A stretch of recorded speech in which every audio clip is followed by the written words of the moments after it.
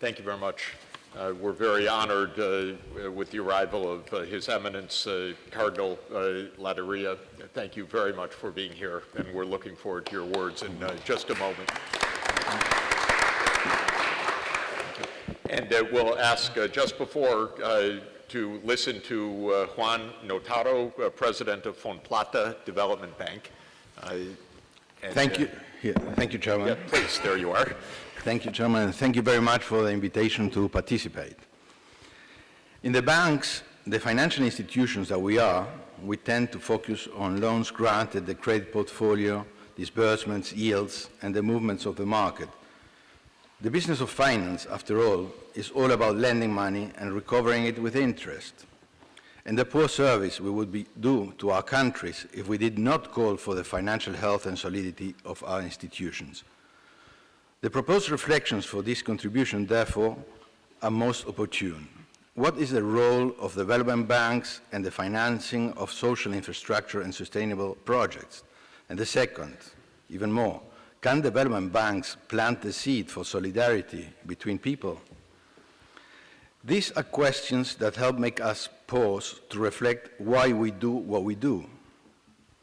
In my first years working at the Inter-American Development Bank, around 2000, Enrique Iglesias repeatedly brought a message to a board that marked me personally for the rest of my professional path in different multilateral institutions. He always said, never forget that in the IDB we are more than a bank. The more than a bank are the people. In order to have this always in mind, in Fonplata, a development bank from Argentina, Brazil, Bolivia, Paraguay, and Uruguay, we have incorporated this into our slogan, taking development closer to people. It is a philosophy that guides our work, but that, at the same time, obliges us to ask ourselves an even more difficult question. How? How can we take development closer to people? What is our role? What should we do? What is the best way to do it? In order to start reaching an answer, I would like to remember the words of Pope Emeritus Benedicto XVI when he said that the economy and finances don't exist for themselves alone. They are simply an instrument or a means. Their only purpose is the human person and its total realization and dignity. That is the only capital that is correct to safeguard. The human person and its total realization and dignity, the most valuable capital of all. It is a theme that is ever more present in the economic and financial global forums. In the recent forum in Davos, the concern of how to make the economy and financial instruments for a fairer world was present in many of the discussions. No longer does this mean simply philanthropy, no socially responsible programs to display in annual reports, but rather a growing conscience amongst the world's corporations of the necessity to cooperate with other social agents in order to become more competitive.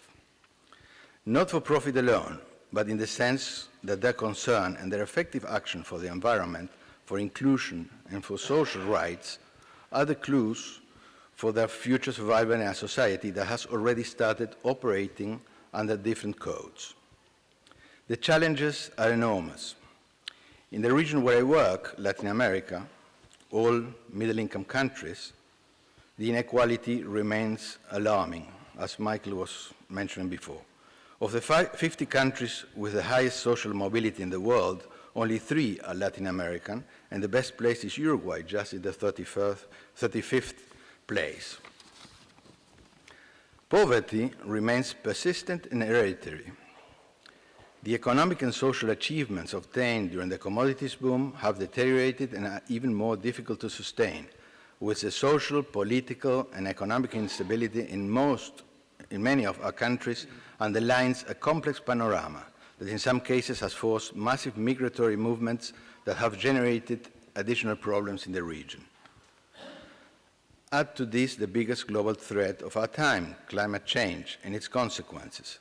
Some days ago, the United Nations High Commissioner for Refugees, Filippo Grandi, warned that we must be prepared for the displacement of millions of people due to the ever more frequent and intense climatic events.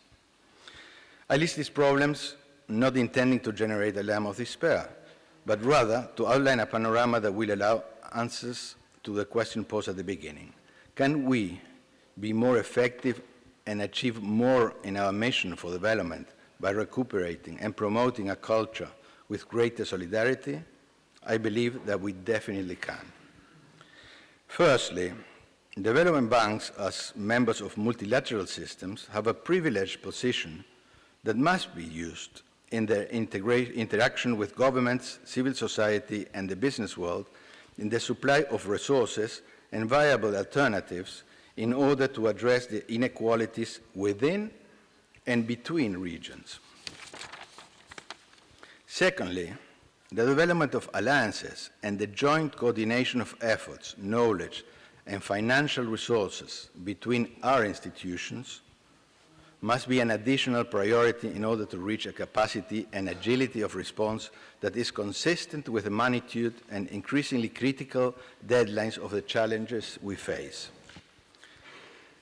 The changes occur ever faster. Also, the frequency and devastating impacts of financial, migratory, climatic, or pandemic crises, such as the present coronavirus, are worst on those that are the most vulnerable, independent of where they live. Thirdly, for our banks, more austere and less bureaucratic, being efficient, more austere and less bureaucratic is also a sign of solidarity. In particular, solidarity with our countries that are largely the ones who provide our capital, especially in times when public funds do not abound. It would be a very positive sign if partnerships were strengthened with the corporate sector for greater fundraising. Fourthly, we must never forget that the final recipients of our efforts are the people, and in particular those that for the different reasons are held back or who face restrictions that prevent them from progressing, having better opportunities, and achieving better quality of life. In the words of Pope Francis, it is time to lift the poor up out of their despair. That is to say, give them knowledge, the resources, and the tools to move forward. Now, therefore, is the time to make a significant effort to overcome another of the big imbalances of the developing world, the technology gap. For example, there already exists a Brazilian bank that is 100% digital. With a cell phone presence of more than a phone per inhabitant, the development of digital financial services is a big step in favor of financial inclusion in a country where close to 50 million people don't have a bank account. At the development banks, we have an obligation to open our doors and our financing to this type of innovative initiatives that take advantage of technology to encourage inclusion of the poorest among the populations. Lastly, the environmental challenges and climatic changes mean that we need to take into account new paradigms. The approach should be comprehensive. This does not mean simply incorporating new technologies or a more solid structure, but rather changing our way of thinking and acting, our production and consumption habits, and also to be prepared, if at all possible, to face the imminent impacts of population displacements that we are being warned about with an attitude of greater solidarity. These are the tasks, the compromises that development banks must take on along with civil society organizations, political parties, governments, and other international organizations. If we do it, we will be encouraging inclusion, equality, and the overcoming of some historical injustices with which we have been living with for too long. We will be meeting our responsibility to finance infrastructure with a social focus, sustainable projects, but also, and in reply to the second question that we posed at the beginning, we will be sowing the seed of solidarity between peoples. Thank you.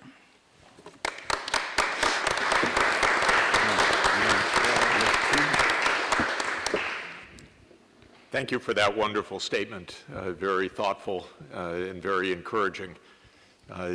Development banks are indeed crucial institutions and can engage in complex projects in ways that the private sector cannot, to really master that public-private interface, which is very, very difficult. For those who don't know, John Maynard Keynes, the architect of the IMF and the World Bank, was asked at the conclusion of the Bretton Woods negotiations, so Mr. Keynes, what is the difference of the fund and the bank? And he said, it's very easy. The fund is a bank, and the bank is a fund. The World Bank and the other development banks are a fund of capacity for public-private progress in sustainable development, and a very heartening statement. We're now